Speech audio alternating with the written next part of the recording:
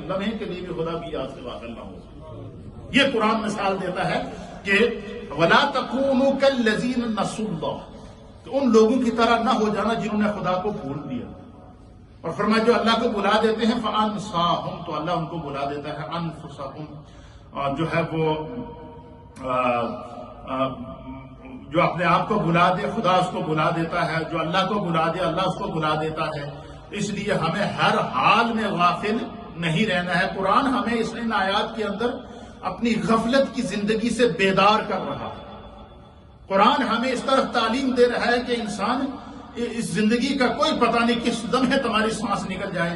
اور پھر آگے اللہ فرمایا اولئک هم الفاسقون، اور جو لوگ اپنے رب کو بھول جاتے ہیں اولئک هم الفاسقون، وہی فاسق لوگ.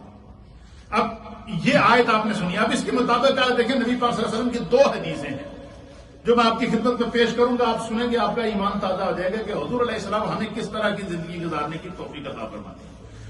حدیث پاک کے اندر آتا ہے اللہ کے پیارے حبیب نبی رحمت صلی اللہ تعالی علیہ وآلہ وسلم نے جو ہے وہ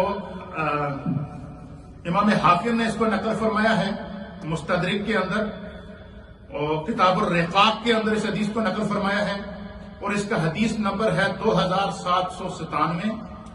اور اسی طریقے سے دیگر محدثین نے امام بہقی نے بھی اس حدیث کو نقل فرمایا ہے، اور دیگر محدثین نے بھی اس حدیث کو نقل فرمایا ہے.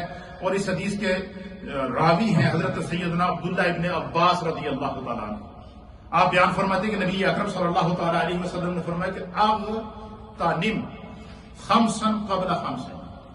حضور نے فرمایا کہ انسان جو خدا نے تمہیں زندگی دی ہے نا، اس زندگی میں 5 آزمائشیں آنے سے پہلے اپنی زندگی کو 5 چیزوں سے پروٹیکٹ کرو. قبل اس لیے کہ تمہاری زندگی پر 5 اللہ کی طرف سے آزمائشیں آئیں، 5 امتحانات آئیں، اور وہ 5 امتحانات ہر انسان پر آتے ہیں. کوئی انسان یہ نہیں کہہ سکتا کہ میں ان آزمائشوں سے بچ جاؤں گا. اللہ فرماتا ہے کہ اے انسان 5 چیزوں کے آنے سے پہلے 5 چیزوں کو غنیمت جانو، اور اگر تم اس طرح کر لو گے تو جب تمہارے اوپر آزمائش کا وقت آئے گا خدا تمہیں حفاظت عطا فرمائے گا. اللہ کہے گا کہ اب اس میرے بندے پہ آزمائش آ گئی ہے، لیکن جب اس پر آزمائش نہیں تھی یہ اس وقت بھی غافل نہیں تھا، اور آزمائش میں اگر آ گیا تو پھر بھی غافل نہیں ہے. یہ دیکھیں کہ اسی لیے کہتے ہیں کہ اسلام جو ہے یہ دین رحمت ہے. کیوں؟ کہ جو نبی ہمیں ملا ہے وہ نبی رحمت ہے، وہ رحمت للعالمین ہے. اس سے پہلے میں نے آپ کی خدمت کے اندر جو ہے وہ پچھلے درس کے اندر پیش کیا تھا، بلکہ منڈے کا جو ہمارا درس تھا اس کے اندر وہ سوشل میڈیا پر آپ کو مل بھی جائے گا کہ اللہ تعالیٰ دین کے احکام، اسلام دین رحمت ہے، اور اللہ تعالیٰ دین میں رخصت دیتا ہے. مثلا سفر کے اندر نماز کی رخصت کہ آپ کو جو ہے وہ 4 رکعت والی نماز 2 رکعت پڑھ لو، قصر کر لو. اگر سفر میں بندہ روزہ نہیں رکھ سکتا تو فرمایا نہ رکھے، بعد میں اس کی قضا کر لی. پھر اسی طریقے سے خواتین کے لیے جب ایام مخصوصہ میں وہ ہوتی ہیں ہر مہینے، تو بتا دیا کہ ان دنوں میں وہ نماز نہ پڑھیں، اور فرمایا کہ وہ نماز نہ پڑھیں اور نہ ان نمازوں کی قضا کریں. وہ ان 3 دنوں یا 5 دنوں یا 10 دنوں کے اندر یا 40 دنوں کے اندر جو عورت کو بچہ پیدا ہونے کے بعد کم از کم 40 دن جو ہے وہ ان ایام سے گزرنا پڑتا ہے. فرمایا ان ایام کے اندر جب تک عورت پاک نہیں ہوتی ہر روز کی نماز کا جو ثواب ہے خدا اس کو عطا کرے گا، کیونکہ اللہ رحمان ہے، اللہ رحیم ہے، اللہ کریم ہے. اور مصطفیٰ جو دین لے کر آئے ہیں وہ دین رحمت ہے. اور جو نبی رحمت نبی آخر الزمان ہے وہ رحمت للعالمین ہے. تو اللہ کے حبیب علیہ السلام نے فرمایا کہ اغتنم خمسا قبل خمس. حضور نے فرمایا کہ 5 چیزوں کے رونما ہونے سے پہلے 5 کو غنیمت جانو. اور ان میں سے سب سے پہلی کیا ہے؟ حضور نے فرمایا شبابہ کا قبل حرامک. حضور نے فرمایا کہ اے انسان جب تمہیں خدا جوانی عطا کرے نا تو قبل اس کے کہ تم پر بڑھاپا آئے، فرمایا اپنی جوانی کو اپنے رب کے کاموں میں لگاؤ.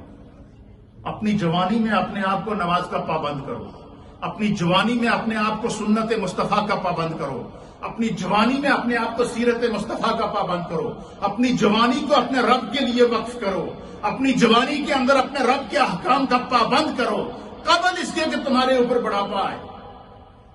فرمایا بڑھاپا آنے سے پہلے جوانی کی حفاظت کرو، اور دوسرے مقام پر نبی پاک نے اس طرح اشارہ دیا جس شخص نے اپنی جوانی کی حفاظت کی اللہ بڑھاپے میں اس کو کسی کا محتاج کرتا ہی نہیں ہے، بے شک اس کی جتنی بڑی عمر ہو جائے، وہ جتنے بڑھاپے کو پہنچ جائے، جتنا بھی بوڑھا ہو جائے، خدا اس کو کسی کا محتاج نہیں کرتا۔ کیوں؟ کہ اس نے اپنی جوانی کی حفاظت کی، جوانی میں اس نے نمازیں پڑھی ہیں، جوانی میں اس نے قرآن پڑھا ہے، جوانی میں اس نے احکام کی پابندی کی ہے، جوانی کے اندر اس نے اپنے آپ کو سنت رسول اور سیرت رسول کا پابند بنایا ہے۔ اس لیے فرمایا در جوانی توبہ کردن شیوائے پیغمبر، کہ جوانی کے اندر توبہ کرنا یہ پیغمبروں کی عادت ہے، یہ پیغمبروں والی صفت ہے، یہ انبیاء والی صفت ہے۔ اس لیے فرمایا کہ اپنی جوانیوں کو پاک کرو، اپنے آپ کو جو ہے وہ اپنے رب کے لیے وقف کرو۔ تو حضور نے فرمایا کہ جب تمہارے پاس بڑھاپا آئے، جوانی ہو، تو جوانی میں جب تم دین کی حفاظت کرو گے، اپنے نفس کی حفاظت کرو گے، اپنے دین کی حفاظت کرو گے،